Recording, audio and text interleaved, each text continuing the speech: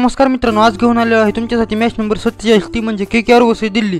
मित्रांनो, ह्या व्हिडिओमध्ये आपण या मॅचसाठी या दोन्ही टीमांची प्लेइंग 11 त्याचबरोबर मित्रांनो काही प्रेडिक्शन व मॅच डिटेल सुद्धा पाहणार आहोत। तर मित्रांनो, आपण जर पाहिलं तर मित्रांनो KKR त्यांचा मागचा सामना हारून आला आहे, त्याचबरोबर दिल्लीने त्यांचा मागचा सामना हा जिंकला आहे। त्याचबरोबर मित्रांनो, आपण जर या KKR वर्सेस दिल्ली यांचे जर हेड टू हेड मॅचेस बघितले तर मित्रांनो ह्या दोन्ही टीमांमध्ये आतापर्यंत 33 मॅच खेळल्या गेल्या आहेत व मित्रांनो IPL मध्ये आतापर्यंत 33 मॅच खेळल्या गेल्या आहेत।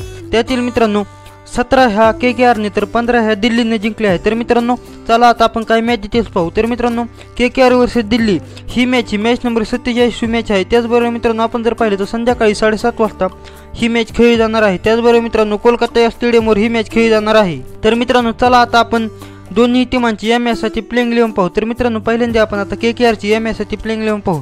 KKR कडून ओपनिंग येणार पिसाल त्याचबरोबर सुनील नारायण, दोघे जबरदस्त अशा फॉर्ममध्ये आहेत। दोघांनी मागच्या मॅचमध्ये जबरदस्त अशी बॅटिंग केली आहे। 3 नंबर येणार व्यंकटेश अय्यर, त्यानंतर 4 number Andre Russell. Venkatesh Iyer आणि अँड्रे रसेल हे दोघे जबरदस्त अशा फॉर्ममध्ये आहेत। त्यानंतर मित्रांनो येणार श्रेयस अय्यर, त्यानंतर रिंकू सिंग, त्यानंतर रमनदीप सिंग, त्यानंतर येणार रघुवंशी, चेमेरा, वरुण चक्रवर्ती व हर्षित राणा।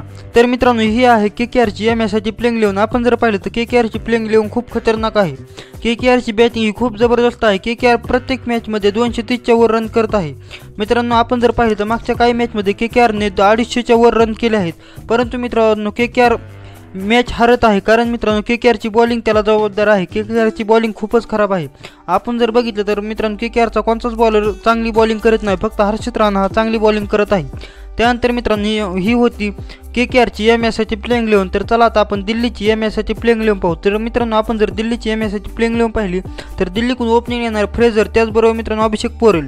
मित्रांनो फ्रेझर जबरदस्त असा ओपनर आहे। मित्रांनो जबरदस्त अशी बॅटिंग फ्रेझर करतो। मागच्या मॅचमध्ये मुंबई इंडियन्स विरुद्ध फ्रेझरने जबरदस्त अशी बॅटिंग केली होती। त्यानंतर आपण जर पाहिलं तर अभिषेक पोरेल ही जबरदस्त असा बॅट्समॅन आहे, परंतु मित्रांनो तो थोडा हळून खेळत आहे। मित्रांनो त्याला स्ट्राईक रेट वाढवायची गरज आहे।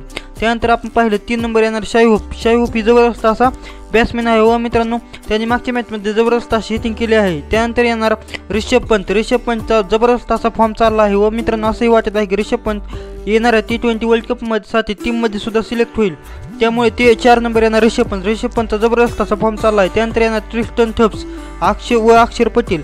मित्रांनो ट्रिस्टन थप्स आणि अक्षर पटेल हे जबरदस्त अशी फिनिशिंग देत आहेत, जबरदस्त अशी बॅटिंग हे दोघे करीत आहेत। त्यानंतर येणार कुमार कुशाग्र हे जबरदस्त अशी बॅटिंग करतो।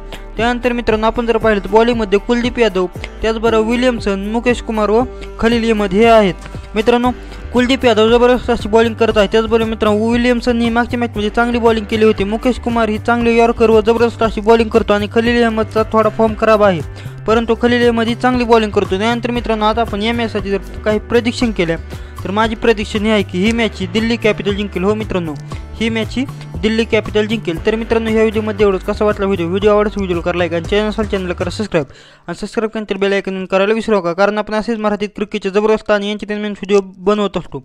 तर भेटूया पुढच्या व्हिडिओमध्ये, तोपर्यंत क्रिकेट पाहत राहा, आपले देव पाहत राहा, बाय बाय।